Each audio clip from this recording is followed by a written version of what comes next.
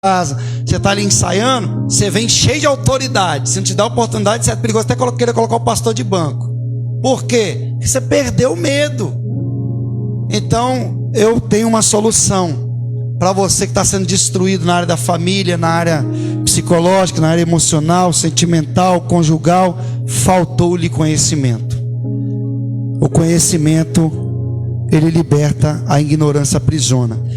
Então, eu quero que você abra comigo a sua Bíblia no paralítico que desceu pelo telhado. Glória a Deus. Vamos falar algumas verdades aqui.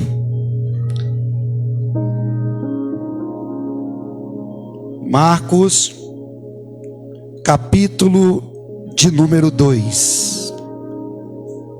Marcos, capítulo de número 2. Deixe sua Bíblia aberta, porque Deus, ele vai te revelar. Porque pregação é diferente de ensino, gente. A pregação é algo mais aprofundado.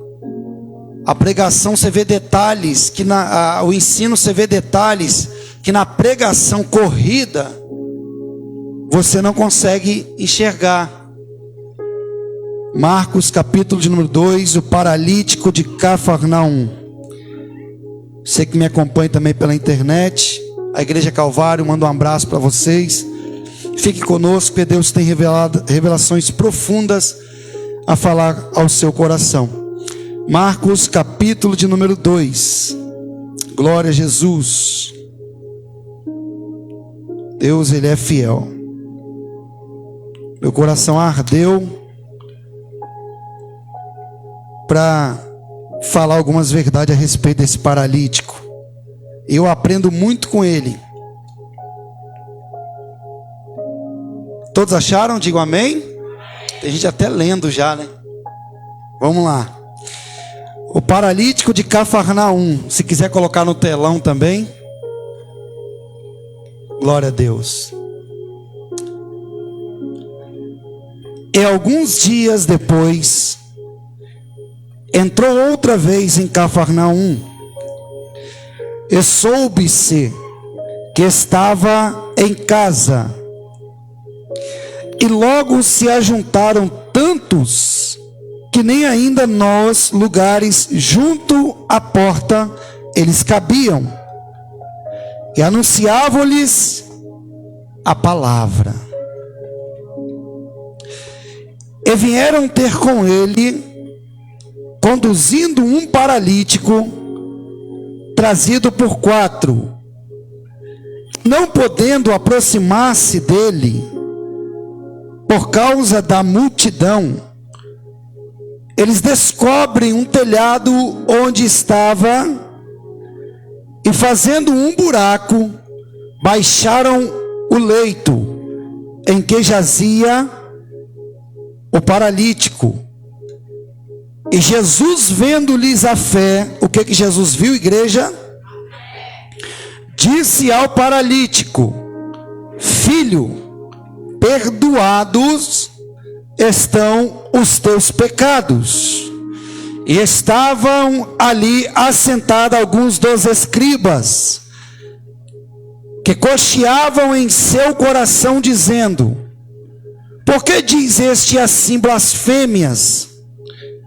Quem pode perdoar pecados, senão Deus? E Jesus, conhecendo logo em seu espírito que assim arrazoavam entre eles, disse-lhe: por que arrazoai sobre essas coisas em vosso coração? E Jesus faz uma pergunta dizendo: qual é mais fácil, dizer a este paralítico: estão perdoados os teus pecados? Ou dizer-lhe: levanta-te e toma o teu leito, a tua cama, e anda? Ora, para que saibais que o Filho do Homem tem na terra poder para perdoar pecados, disse ao paralítico: a ti te digo, levanta-te e toma o teu leito e vai para a sua casa. E levantou-se e tomou o leito e saiu em presença de todos, de sorte que todos se admiraram e glorificaram a Deus, dizendo: nunca vimos tal coisa. Glória a Deus. Eu fiz questão de ler o capítulo todo, porque eu quero aplicar algumas verdades aqui nesse texto. Eu quero que você tenha só um pouquinho de paciência. Como eu sempre digo nessa igreja, gente, o ouvido de Jesus não está tampado para ouvir suas orações.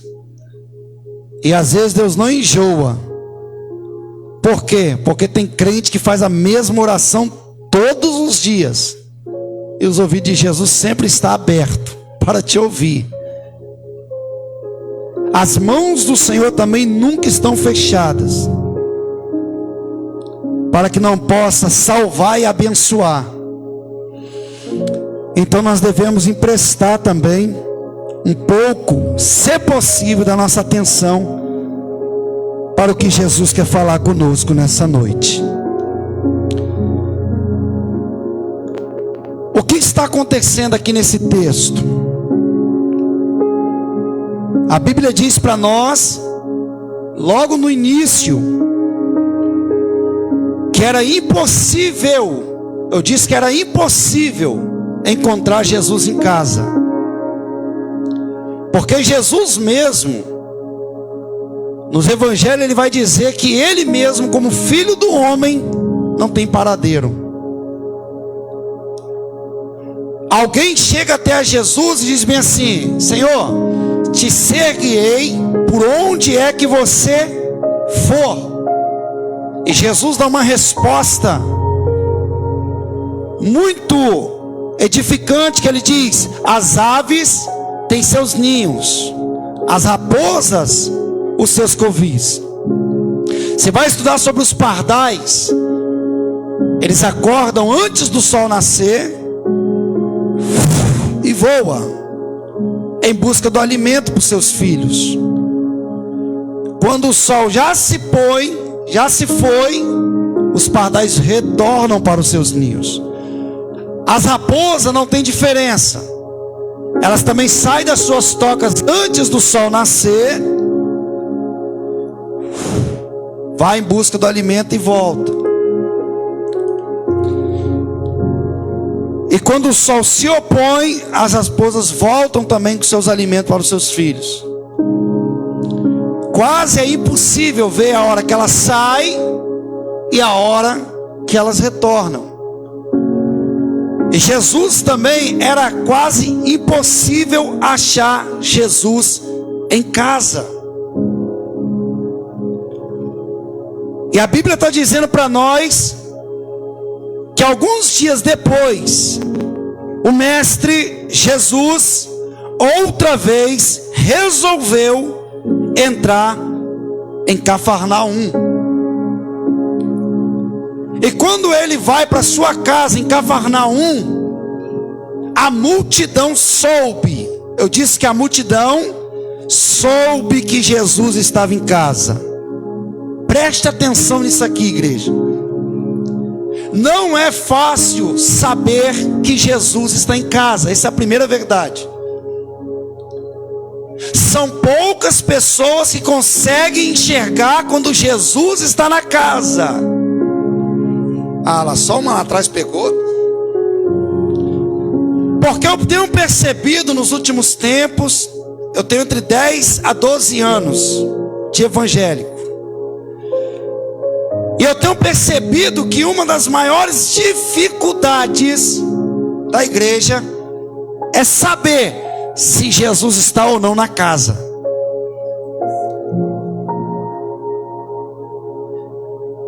Quando Jesus está na casa, é diferente. Ah, você não entendeu? Vocês cantaram o louvor, Deus ardeu no meu coração e falou: é isso. Elas só confirmaram, as minhas servas, minhas filhas. Quando Jesus está na casa, o homem apaga, o homem some.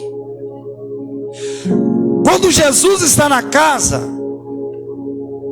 há batismo no Espírito Santo, há libertação. Quando Jesus está na casa, você que me ouve pela internet, há remissão de pecados. Nós vamos ver isso no paralítico. Oh glória, segura Jesus. Quando Jesus está na casa, missionária Clarice, é notório, irmãos, a diferença no culto. É notório a presença, como diz o rádio, do grandão da Galileia no culto. E a multidão, todo mundo critica a multidão, que a multidão é bloqueio, que Deus não quer quantidade, Ele quer qualidade. Eu confesso que Deus quer os dois, porque quando Ele faz o chamado universal, vinde a mim, Ele não falou só vinde em parte algumas pessoas, Ele disse vinde a mim todos. Então Deus, quando o assunto é ministrar a palavra através de seu Filho Jesus, vinde a mim todos. E o interessante aqui, que a multidão percebeu a presença.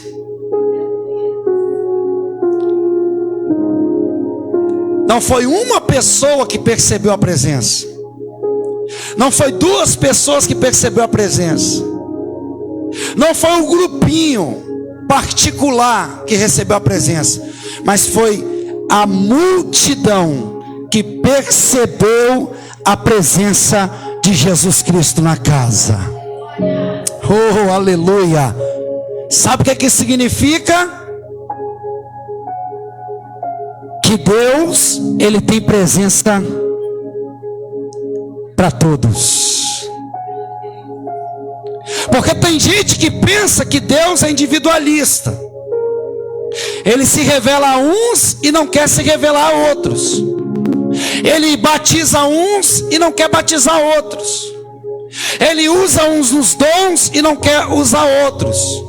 Mas não, a presença de Deus é para todos que o buscam, em espírito e em verdade. Deus tem presença para a criança. Vinde a mim, deixai os pequenos, as crianças vêm a mim. Jesus está falando, eu tenho presença até para os pequenininhos. Certa feita também tinha alguns homens que estavam expulsando demônios. Alguns discípulos que andavam com Jesus, olhou eles expulsando demônio e disse: mestre, aqueles homens expulsam demônios, mas não anda com o Senhor. Permita que nós fazemos uma oração, provavelmente a oração de Elias, pedimos fogo do céu e fogo caia sobre eles, porque eles não andam com o Senhor. Jesus fala, vocês não entenderam o reino ainda. Aquele que não é contra mim é por mim. Aquele que não se ajunta se espalha. Jesus está dizendo bem assim, uma verdade que eu quero ensinar para vocês. Vocês podem fazer tudo no nome de Jesus, porque Ele aprova, menos pecar. Tudo que você colocar no nome de Jesus, seja bênção terrena, seja bênção espiritual, seja cura, seja milagre, seja libertação, no meu nome eu, o Senhor, os darei. É uma verdade que ninguém quer ensinar. Aprenda isso, essa frase é linda, potente, maravilhosa. Tudo eu posso fazer no nome de Jesus. O que eu não posso é pecar. Eu posso colocar meu esposo no nome de Jesus? Pode. Eu posso colocar a minha casa no nome de Jesus? Posso. Eu posso, eita Jesus, eu posso colocar alguém em libertação no nome de Jesus? Posso. Eu posso expulsar o demônio com autoridade no nome de Jesus? Pode. Eu vou soltar mais ainda. Use o nome de Jesus, porque no nome dele tem poder. Quando o nome de Jesus aparece, os demônios batem em retirada, a enfermidade sai, as doenças são tiradas. Mas vamos correr um pouco. A multidão percebeu, quem está comigo diga glória a Deus, que Jesus Cristo estava em casa. E o que aconteceu, pastor? Eles perceberam a presença de Jesus na casa e logo se ajuntaram. Opa, peraí. Então a presença de Jesus Cristo, ela não causa divisão, ela causa ajuntamento. Porque quem tem a presença de Jesus, meu irmão, ele inala tanto, mas tanta presença que ele não consegue se conter. Ele tem que chamar outro para vir com ele. A presença de Jesus é tão maravilhosa que ela traz paz e alegria, a ponto de quem recebe essa paz no coração e essa alegria no coração não consegue se conter para si só. Ele quer transbordar a vida de outros. Então a Bíblia está dizendo que a multidão perceberam e logo se ajuntaram. Eita glória. Vou abrir um parênteses aqui. Tem muita gente, irmão, que pensa que é ele que atrai as pessoas. Tem muita gente que pensa, eu faço, eu atraio, eu tenho um dom, eu. Não. Você só é alguma coisa por causa da presença. Você só atrai alguém para a presença de Deus por causa da presença. Como pode um ex-pecador ganhar outro pecador? É a presença. Não é seu intelecto, não é sua força, não é sua habilidade, não é sua vontade, mas é a vontade e a presença de Deus que faz isso. É a vontade e a presença de Deus que faz as pessoas ficar perto de você, que faz as pessoas te ouvirem, que faz as pessoas estarem do seu lado. É a presença de Deus. E a Bíblia diz que logo se ajuntou tantos que nem ainda nos lugares junto à porta eles cabiam. A presença de Jesus, ela atrai e ela junta. Jesus, ele trabalha com união. Jesus, ele trabalha com comunhão. Jesus, ele trabalha com junção. E nós devemos aprender isso. Porque o que tem de gente querendo espalhar aquilo que Deus está querendo ajuntar, irmão. O que tem de gente querendo lançar fora aquele que Deus está querendo trazer para dentro. E a gente tem que ter muito cuidado quanto a isso. E eles se ajuntaram a ponto de não ter como passar na porta. Entende o seguinte: as casas nos tempos de Jesus, elas eram baixinhas. Para eu desse tamanho de 1,80 m, eu deveria abaixar para entrar naquela casa. Porque as casas não eram como esses triplex que a gente mora, ou como essas casas que a gente constrói hoje. Não. As casas de Jesus eram baixinhas. E a porta ali, a multidão era tão grande que na porta estava bloqueada. Não tinha como entrar e não tinha como sair. Ou seja, mais uma verdade, mais uma pérola que eu quero soltar para vocês, que é culto de ensino. Quem estava dentro não tem como sair. Ah, você não pegou. Vou repetir. Quem já estava dentro da presença não tinha como sair. E quem estava lá fora estava querendo entrar. E não é assim que está acontecendo no mundo até hoje. Há 2000 anos a Bíblia é pregada. E até hoje essa verdade nunca caiu por terra. Porque quando tem gente aqui dentro sentindo a presença, tem gente lá fora também querendo sentir para entrar. E o dever nosso é atrair aquele povo lá de fora para dentro. Aleluia. Nós temos que trazer esse povo. Eu poderia titular essa mensagem de como? A confusão na porta para ver Jesus. estava dentro queria entrar, e quem estava fora, quem estava dentro não podia sair, e quem estava fora queria de toda forma entrar. Para quê? Para ver Jesus.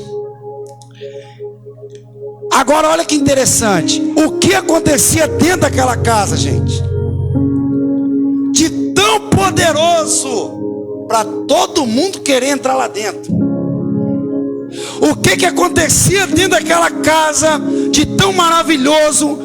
Porque o que acontece? Se você está andando de carro, ou de moto, ou a pé, e você vê uma casa, um alvoroço de gente, duas coisas passam na sua cabeça. Primeiro, o que está acontecendo ali?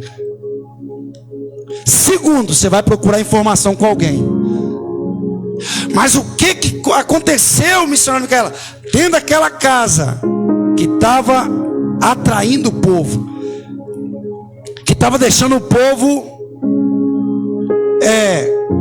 com vontade de estar lá dentro daquela casa? O que aquela casa tinha de especial? O que aquela casa tinha de diferente? E a Bíblia diz que o que acontecia dentro daquela casa era o seguinte: Jesus anunciava a palavra. Mas peraí, pastor, acho que eu não estou entendendo. Vou repetir. O que atraía aquele povo dentro daquela casa? O anúncio do evangelho, o anúncio da palavra. Não é a cura que atraía. Eu vou repetir porque só um entendeu. Hoje estamos sendo atraídos pelo curandeirismo. Hoje a maioria das pessoas estão sendo atraídas pelo charlatanismo, pela rosa ungida, pelo sal, vale de sal. Não. Jesus atraía as pessoas com o ensinamento da palavra.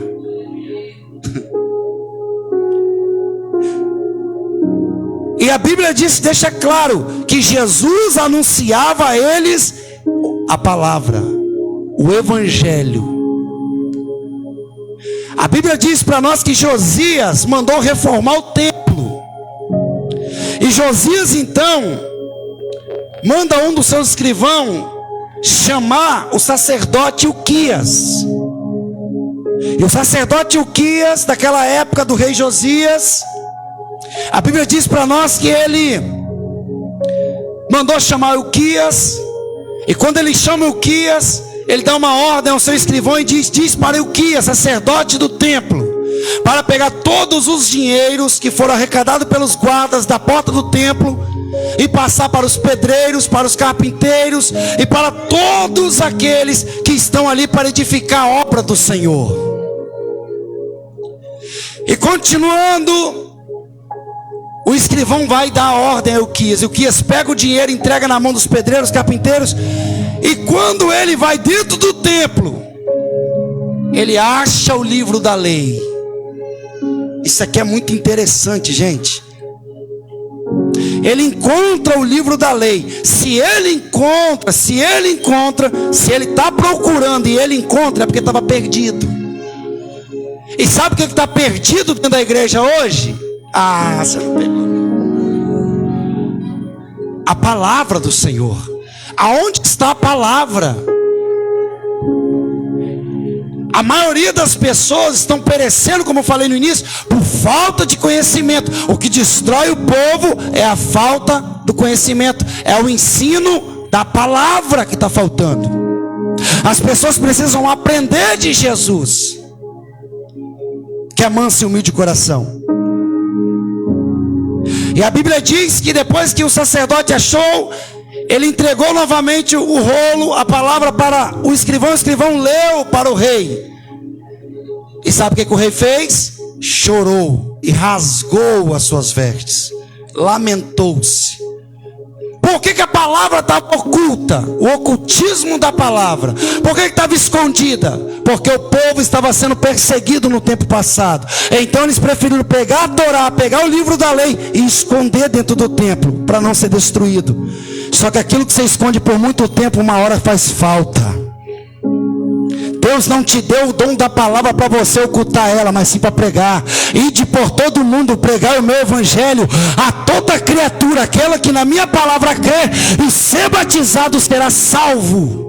O que não crê já está condenado porque rejeitou a graça. O que vai condenar o povo é a rejeição da graça. Quem gosta de ser rejeitado aqui, levante a sua mão. Agora pense em Jesus Cristo usando o profeta pastor Emanuel para te ensinar um ensinamento desse, que ele está te atraindo, ele está te chamando, e você vira as costas e rejeita a palavra dele. É a mesma coisa, parabolizando, é a mesma coisa de ter um filho. O pai está dando ali instrução e o filho está virando as costas para o pai. É a palavra. O ensinamento das escrituras hoje está escassos, está escassez.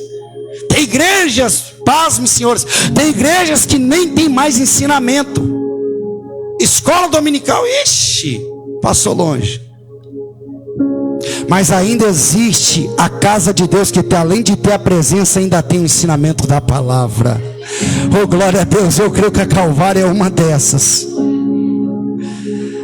Além de ter a presença de Deus em casa, de Jesus em casa, ainda tem ensinamento das escrituras.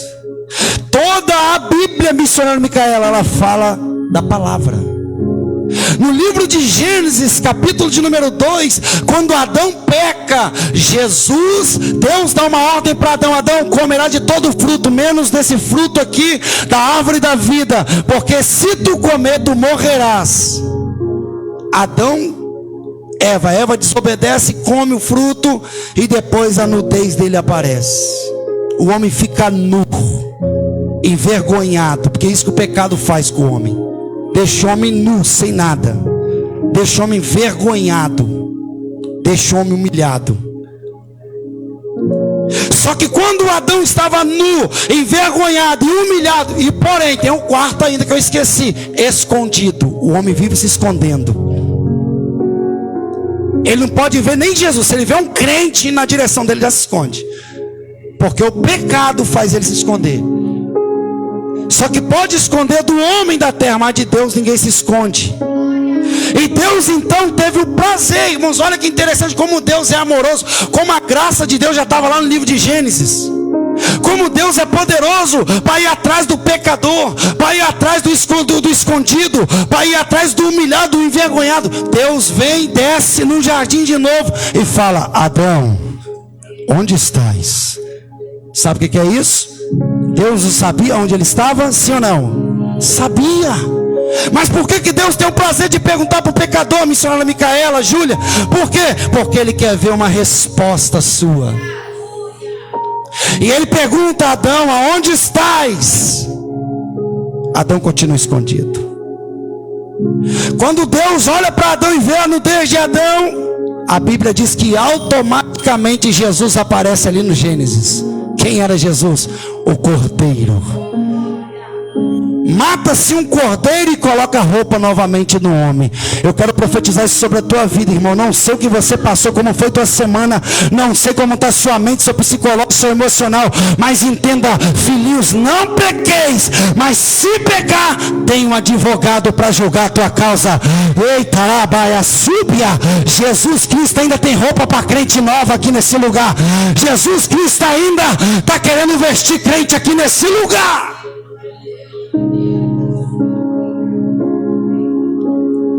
Ali no livro de Gênesis, você já vê o sacrifício.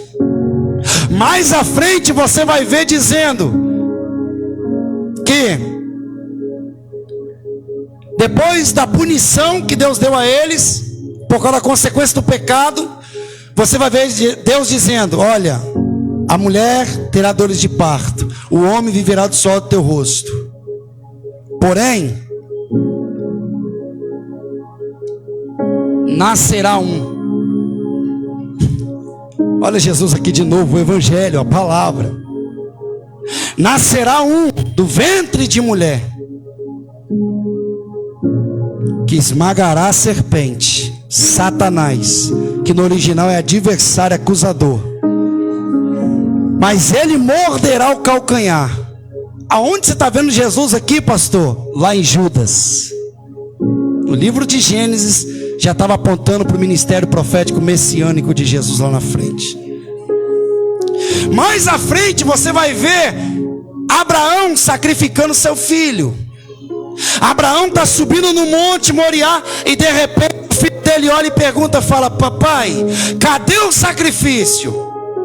Abraão olha e diz: Deus proverá. Deus pede o filho de Abraão, Isaac, o único da promessa. Abraão é obediente, coloca o filho em cima, e na hora que ele levanta o tutelo para ferir, Deus fala: não faça tal coisa. Quem era o filho, simbolizando Isaac? Jesus. Quem era Abraão, simbolizando Deus? Abraão simbolizava Deus. Ali já estava o evangelho, a palavra. E a igreja contemporânea, a igreja brasileira, ela precisa de pregadores que pregam a palavra, gente. Nós precisamos é da palavra. E agora voltando para que você entenda, no livro de João, capítulo número 1, você vai ver que o verbo se fez carne. O verbo, palavra. E habitou no nosso meio, Jesus. Nós vamos ver que Jesus, ele está tanto no Antigo Testamento como no Novo. Ele não muda, ele não mudará. Ele é o mesmo ontem, hoje e sempre será, eternamente, amém. Agora olha o que acontece. E vieram ter com ele,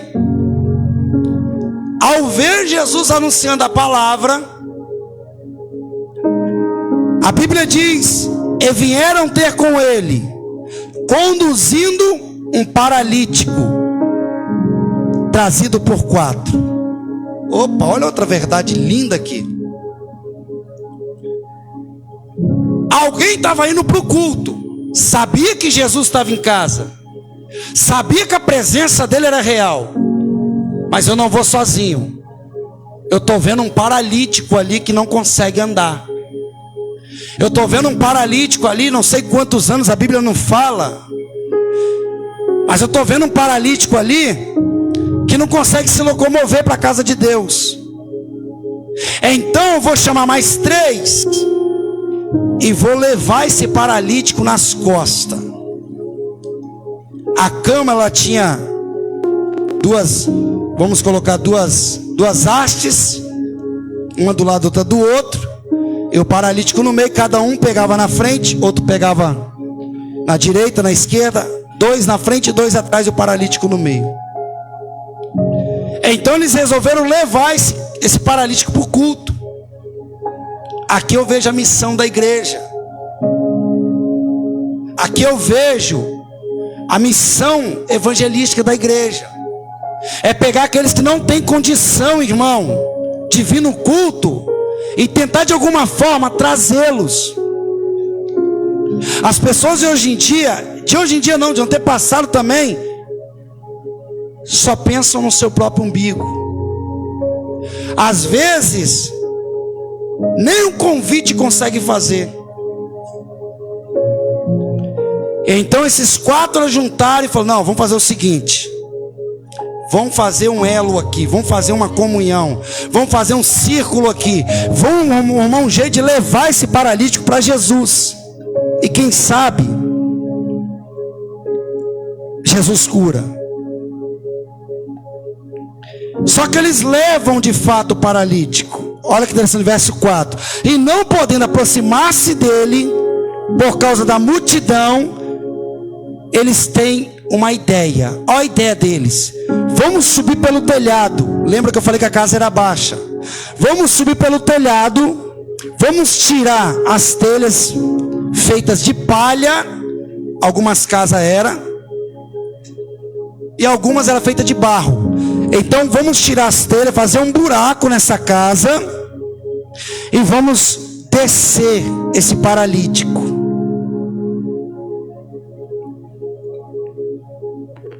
Eles descobriram o telhado, onde estava na direção de Jesus, e fazendo o buraco, baixaram o paralítico. Quando eles baixam o paralítico diante de onde Jesus estava, preste atenção nisso aqui. A Bíblia fala que Jesus estava pregando a palavra. Jesus estava ensinando o evangelho, porque o evangelho verdadeiro é o poder da salvação para todos aqueles que nele crê e não pereça, mas tenha vida eterna. Evangelho de Jesus Cristo é poder de Deus. Jesus estava pregando a palavra. Só que quando Jesus vê esse paralítico descendo, verso 5, e Jesus vendo-lhes a fé, disse ao paralítico: opa, peraí, Jesus não olhou para o paralítico primeiro. Como é que é, pastor? Por mais que o paralítico precisava da cura, do milagre, de levantar e andar, Jesus vendo-lhes a fé. Ele está vendo a fé de quem? De quem levou. Por que Jesus viu tanta fé neles? Porque subir em cima de um telhado e quebrar o telhado e fazer um buraco e descer o paralítico, fala de sacrifício. Faça ideia a dificuldade que eles tiveram. Sacrifício. Aqui eu aprendo o sacrifício. Eles tentaram pela porta, não conseguiram, porque a multidão impedia, era muita gente para ver Jesus pregar. Porém, eles tiveram uma ideia: vamos fazer um sacrifício maior. Não vamos desistir. Porque muitos, ao ver a multidão, desistem. Quantos voltou para trás? Ao ver a multidão falando, ao ver a multidão dizendo: não vai conseguir, não tem jeito, já tentei, desisti disso, eu já fui evangélico também, hoje eu não sou mais, isso aí não é para mim. Quantos voltou para trás? Mas eles não deu certo pela porta, tem como vir por cima pelo telhado. Eles sacrificaram. E um detalhe, não foi para eles, mas foi pelo paralítico. Vendo-lhes a fé dos 4 que levaram, disse Jesus: filho, perdoados estão os teus pecados. Mas peraí, irmão, peraí, pastor, peraí. Eu quero é a cura, pastor. Eu quero é encher a barriga, pastor. Eu quero é a porta de emprego, pastor. Eu quero é o casamento do ano, pastor. Eu quero é o carro zero da garagem, pastor. Jesus até parou de pregar a palavra, em um bom sentido. Viu a fé dos 4 que desceu o paralítico. Só que ele solta um sermão: perdoado estão os teus. Jesus foi na causa do pecado, ele não foi no efeito. É duro o que eu vou falar aqui, mas a maioria das enfermidades, das doenças, é o pecado que está te causando isso. É a desobediência à voz de Deus. Porque o próprio Deus, ele disse: eis que aqueles que desobedecerem a minha voz, se rebelarem contra mim, eu, o Senhor, enviarei 3 espadas. A primeira espada é a fome, a segunda espada é a doença, a terceira espada é a morte. Aquele que fugir da fome, a doença pega ele. Aquele que fugir da doença, a morte pega ele. Não tem como correr. Mas se obedecerdes a minha voz, Deuteronômio 28, e ouvir os meus estatutos e andares no temor do Senhor, aonde colocares as plantas dos pés, o Senhor te dará por herança, e nenhum mal chegará até a tua tenda. O que eu aprendo aqui? Jesus não foi no físico dele, no efeito. Qual é o efeito do pecado, pastor? O efeito do pecado é doença, o efeito do pecado é morte, porque o salário do pecado é a morte. Mais cedo ou mais tarde a consequência chega e a morte vem com ela. O salário do pecado é a morte. Ou seja, Jesus não foi no efeito, ele foi na causa. Vou parabolizar isso aqui para você entender um pouco mais profundo o que é o evangelho. Jesus, ele disse: imagine você vai numa consulta no médico. Chegou lá no médico, chega lá com a dor, e o médico pergunta: o que você tem? você dá vontade de olhar para o médico e dizer, né? Olha, se eu soubesse que eu tinha, eu teria me tratado. Mas não. O médico fala o quê? O que você está sentindo? Eu estou sentindo isso. O que ele faz? Antes de passar o diagnóstico, ele vai na causa. Isso aí deve ser fígado, isso aí deve ser intestino, isso aí deve ser pulmão, isso aí deve ser útero, isso aí deve ser mama, isso aí deve ser... Ele vai na causa do pecado. Em outras palavras, ele está dizendo para esse paralítico e para os que levaram ele: vocês trouxeram ele pelo que vocês viram ele paralítico, mas eu vou além do que vocês estão vendo. Eu enxergo com raio-x espiritual. Parece que Deus, ele tem uma luneta assim, não tem? Que ele olha lá na alma, lá no íntimo. Mas o que me alegra é que ao mesmo tempo que Deus, que Jesus, ele solta o sermão já apontando o pecado, ele também já aponta a cura. Esse que é interessante do evangelho. Ele olhou e disse: você está assim? Em outras palavras, é por causa do pecado. É o pecado que humilha, é o pecado que envergonha, é o pecado. E o pecado é o que? É a quebra da lei. E nós não sabemos fazer outra coisa a não ser quebrar a lei de Deus. Só que por um homem entrou o pecado, Adão, mas por outro homem entrou a graça, a misericórdia, a compaixão, o amor, o carinho. Ah, meu Deus do céu, você não está aqui não.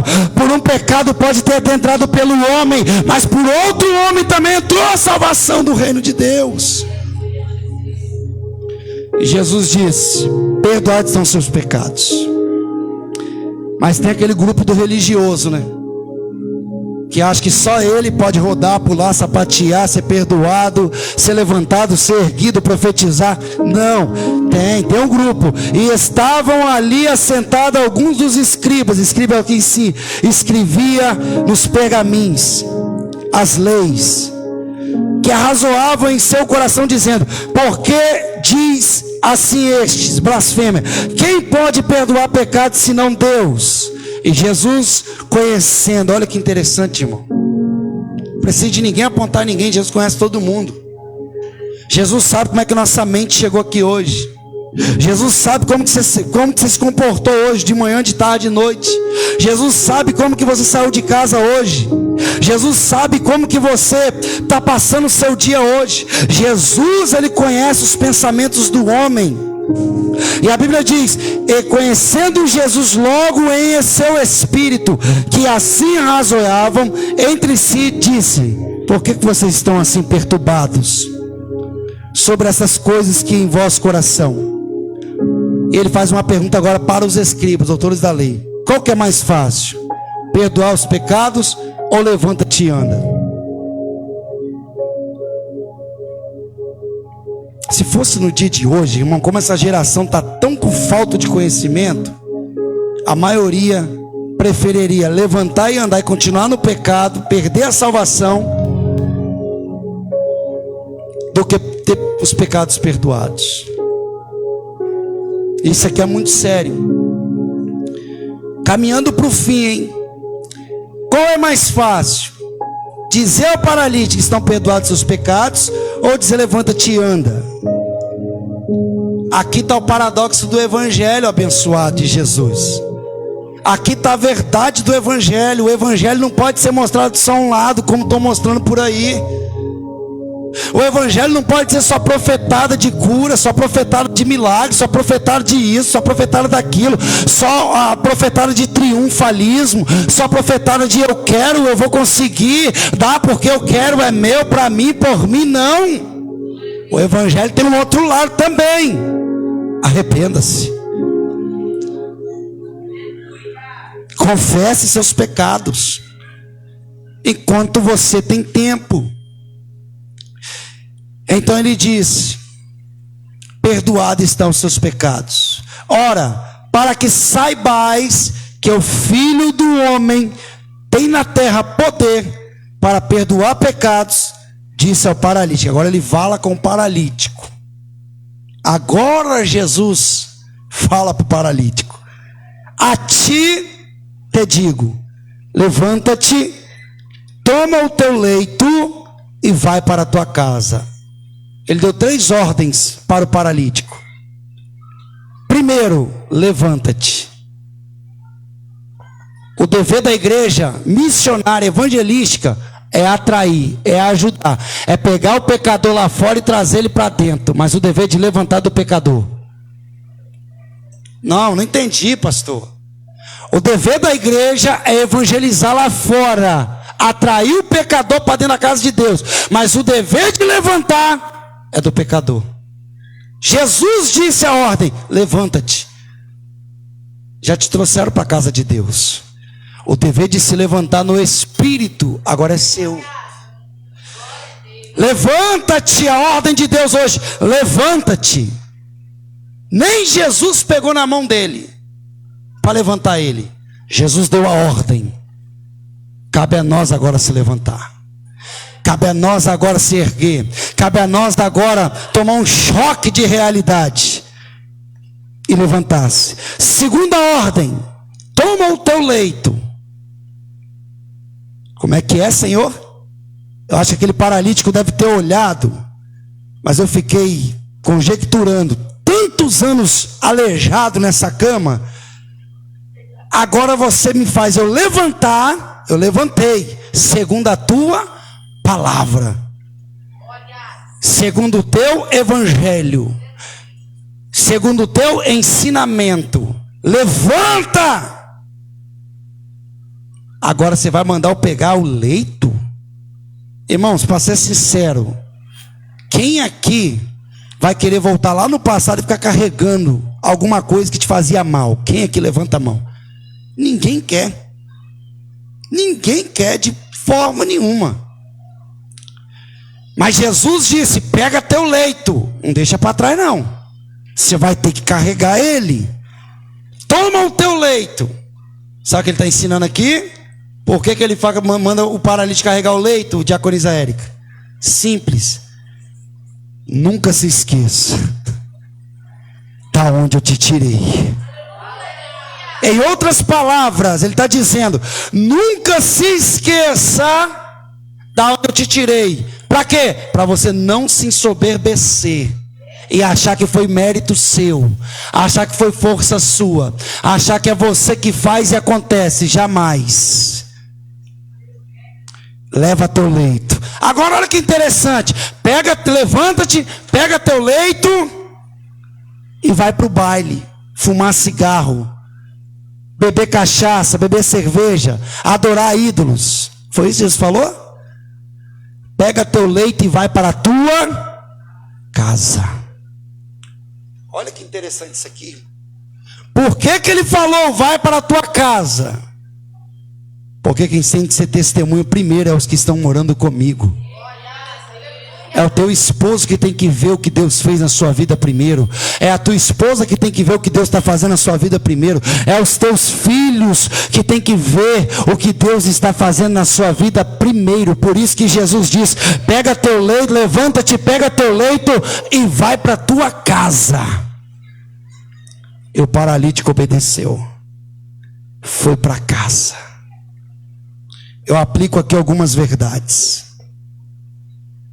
Quantas vezes você já chegou aqui na igreja precisando de alguém te carregar nas costas?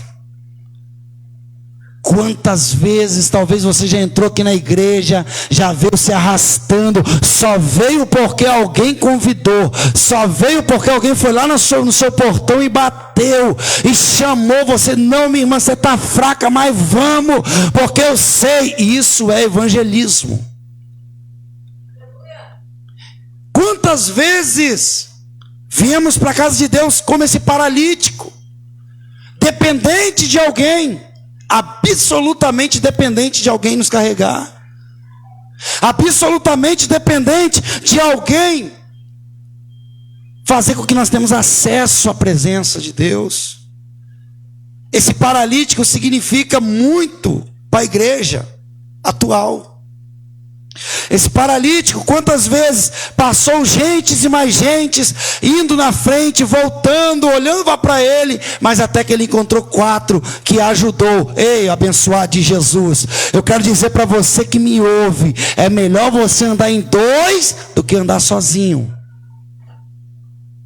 Se você não andar em 2 e achar que é tudo você, para você e por você, e andar sozinho, esse egoísmo, essa soberba entrar no seu coração, quando você cair, eu tenho pena de você. Façam amizades espirituais, façam alianças espirituais, anda com quem busca Deus, recorra a alguém que está mais forte, clame, busque alguém para caminhar quando você estiver fraco e paralítico. Não é pecado não. Recorrer a alguém que está orando, a alguém que está buscando, a alguém que está com força, isso não é pecado não. Jesus andou com 12. Dos 12 ele separou 3. E dos 3 ele separou 1. Mas ele andou caminhando com pessoas aqui na terra. Aquele que está de pé, cuide-se para que não caia. Sabe por quê? Que tem muita gente que está caindo e não consegue se levantar? Porque não fizeram ciclos. Aquele paralítico, ele conseguiu ali, através do poder de Deus, 4 pessoas para ajudar ele. Era completamente dependente e foi carregado pelos seus amigos. Estava interiormente e exteriormente na miséria. Antes de ter um encontro com Jesus. Depois que ele teve um encontro com Jesus, e eu termino aqui. Depois que esse paralítico teve um encontro com Jesus, preste atenção, você não vê ninguém mais carregando ele. Primeiro ponto. Você não vê ele dependendo mais de homens. Segundo ponto. Você vê agora esse paralítico caminhando sozinho. Terceiro ponto. A casa de Deus, irmão. E esse é o evangelho que Jesus trouxe para nós aqui hoje. Ele quer levantar nós. Ele quer desparalisar aqueles que estão quase minguando para a paralisia. Aqueles que estão bem fraquinhos na fé. Ele está dizendo para você hoje. Hoje você veio aqui. E eu estou presente nessa casa para te tornar, fazer você andar novamente. Para colocar você de pé novamente. Mas nunca se esqueça da onde você caiu. Amém ou não amém? Amém. Glória a Deus. Se coloque de pé.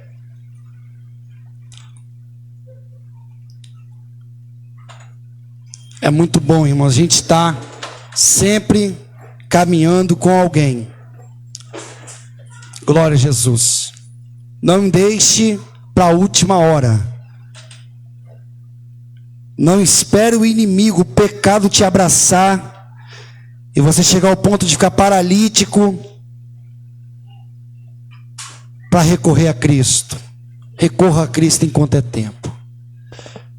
Curva a sua cabeça. Senhor Deus, mais uma vez, ó Pai, nós oramos e te agradecemos, ó Pai, que estamos na metade do ano e já estamos, ó Deus, ainda de pé, porque o ataque é grande, a luta e a prova é grande, a dificuldade é grande, e o desejo do diabo é paralisar, é parar o crente, é desanimar o crente, é colocar ele paralítico, é colocar ele dependente de homens.